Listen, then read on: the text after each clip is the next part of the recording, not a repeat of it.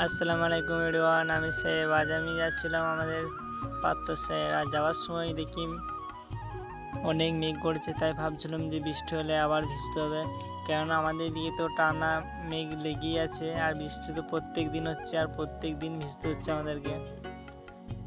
আর এখানে তো আমার একটা জিনিস অনেক খারাপ লাগছিলো, কারণ চাষিরা সব ধান চাষ করেছে, তার ওপর দিকে এখন জল বইছে, কেননা টানা অনেক দিন বৃষ্টি হচ্ছে। আর এভাবে বৃষ্টি হলে তো ধান নষ্ট হয়ে যাবে। আর এখানে এমনটা নয় যে এবছরই বৃষ্টি হয়েছে বলে খালি এইখানে জল হয়েছে, এখানে প্রত্যেক বছরই চাষিরা প্রত্যেক বছরই ধান রয়, আর প্রত্যেক বছরই এখানে নষ্ট হয়।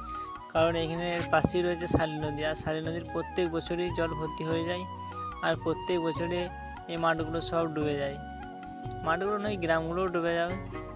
বন্ধুরা, আমাদের এখানে তো কেমন বৃষ্টি হয়েছে দেখতে পাচ্ছ, তোমাদের এখানে কেমন বৃষ্টি হয়েছে একটু কমেন্ট করে বলবে। কিছু হোক না হোক, আমাকে তো এইখানে জায়গাটা দেখতে অনেক সুন্দর লাগছিল, কেননা রাস্তার দু সাইডই ছিল জল, আর তার মাঝখানে রাস্তা। আর এখানে বৃষ্টিতে ভিজে যায় আমার অবস্থাটা কি হয়েছিল দেখো, পুরো একদম খ্যাপার মতন লাগছিল আমাকে। তাই বৃষ্টিতে ভিজে ভিজে পাতা সাইড চলে গিয়েছিলাম আমি। বন্ধুরা, আবার দেখা হচ্ছে পরের ভিডিও। ভালো লাগলে